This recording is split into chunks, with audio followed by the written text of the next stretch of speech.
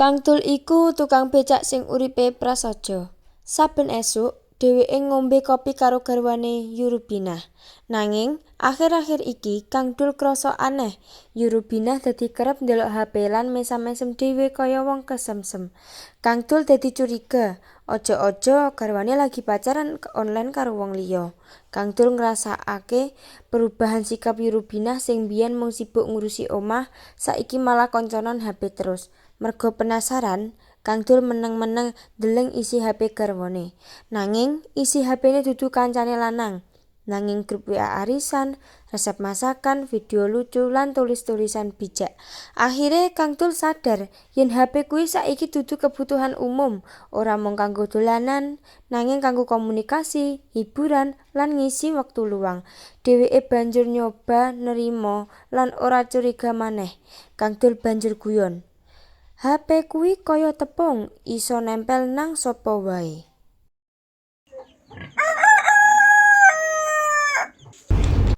Kowe kuwi jane ngopo wae tombone? Anak ape mangkat sekolah, bojo ape mangkat kerja, kok ora dicepakne sarapan.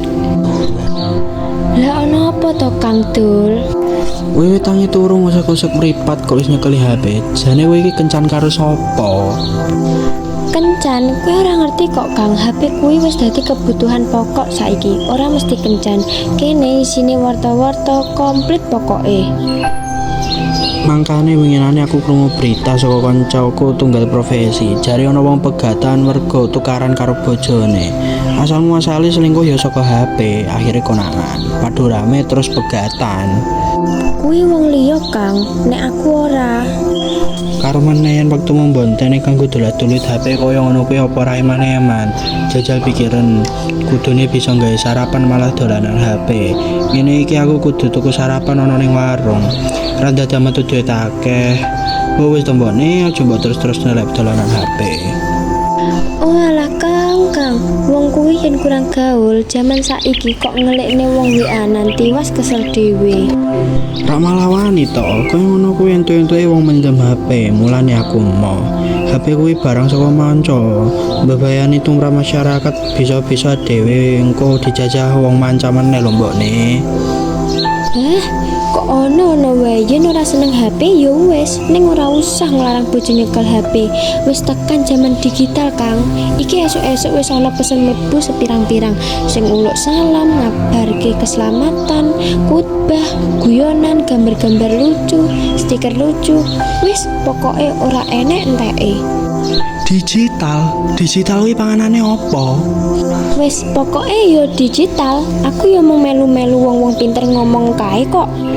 Wis, yen ora iso diomongi wong lanang kono WA-an terus. Aku tak mangkat kerja. Mengko ora bisa wareg mergo WA-an. Ora sarapan dhisik, Kang. Lah ndi wong durung ana? Yo tak liwetke dhisik terus tak goreng nek endhog tambah sambel tomat rak wis enak to, Kang. Moh kesuwen selak ora entuk penumpang. Kowe ngerti apa ora to jane mbokne? Jaman saiki tukang becak kaya aku iki rezekine saya seret. Yen ora mangkat isu, kelakon ngupload tenan aku. Ora mung entuk penumpang, arep mangan apa coba? HP mung cukup dolat-dolut HP kaya wamu kuwi, keneh kaliren puranan.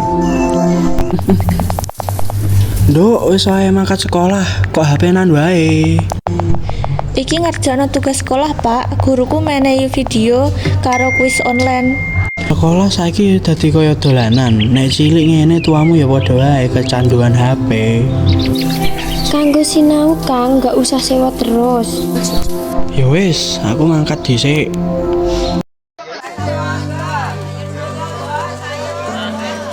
Monggo nitih becak mawon, badhe tindak pundi? Badhe teng Comboran. Lah monggo kula dherekaken. Mboten lah, Pak. Lah wonten napa to, Mbak? Mboten napa-napa. Mundur, terus. Pak becak, Ya, parkirnya sisih kene yo. Nggih, Mas, tapi kabeh penumpang saiki bisu kabeh, HP-an terus, kaya numpak becak mung sak kedip moto.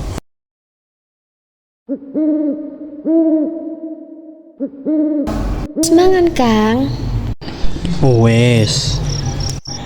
Kok sajak lemes kuwi ono apa? Ora popo, mung kesel wae. Narik penumpang apa ora iki, Kang? Ora yu, esuk njeblok ora ana penumpang, rejeki yo ilang. Angger ana wong mudhun saka bis, tak tawani mesti emoh. Suwe-suwe kaliran tenan ya dhewek kaya ngene iki. Terus padha numpak apa wong-wong kuwi? Numpak ojek sing diceluk nganggo HP, kabeh yo padha dolet-dolet kaya wakmu kuwi lho mbone. Mulane Kang, saiki kudu melu objek kahanan. Saiki kuwi wis tekan zaman digital. Numpak ojek yo pilih sing online, murah, cepet ki yo ramah. Beda karo becakmu Kang, numpak becak kuwi abot, alon, keringetan, apes. Hahaha, nyuwun sewu lho Kang. Ya pancen kaya ngono kuwi kenyataane arep piye neh. Lho Kang, saiki ganti cara. Yen biyen Kang dolanti HP, saiki kudu ajar. Gampang kok, mengko tak ajari. Yen wis iso nganggo HP, mengko ngunduh aplikasi ojek online. Becak duit tambah modal ganti motor metik. Daftar lan melu syarat-syarat entuk jaket ijo. Wah, Kang Dul mesti tambah jos. Apa yo ngono wae? Pikiran Kang Dul isih enom, wektune isih dawa. Eman-eman yang Kang Dul ora melu objek yang kahanan. Saiki melu dadi ojek online wae. Ya wis sesuk becake tak dol wae. Duite sepiro entuke kanggo tambah tuku motor. Lah kurange piye? Mengko tak melu golek duit. Aku duwe tabungan setitik olehku buruh pabrik. Terus tak njaluk tambah wong tuwaku setitik. Kekurangane utang sedulurku. Sing penting Kang Dul kudu pro kemajuan. Siap, mbokne.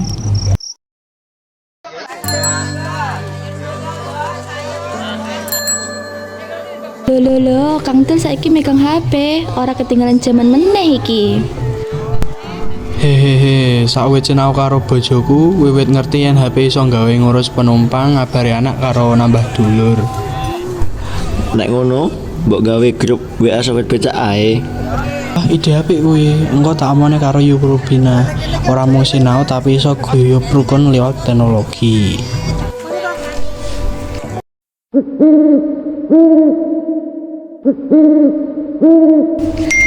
Pak, iki ono WA. Nek arep ngirim pesan, kari ketik, terus pencet tombol panah iki. Lah iki sugeng dalu kula Kang Dul. Kirim.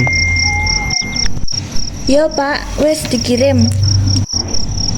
Wah, iki pesan pertamaku Kang. Bangga aku. Alhamdulillah, Mbok. Nduk, ternyata sinau HP kuwi ora isin. Sing isin lek dhewe mandeg sinau.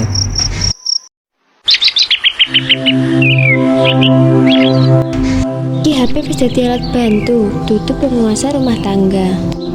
Dan kita tetap jadi keluarga yang nyambung, walau sambungan internet kadang putus. Bener, Nduk. Sambung rasa ora butuh sinyal nanging butuh perhatian lan kebersamaan.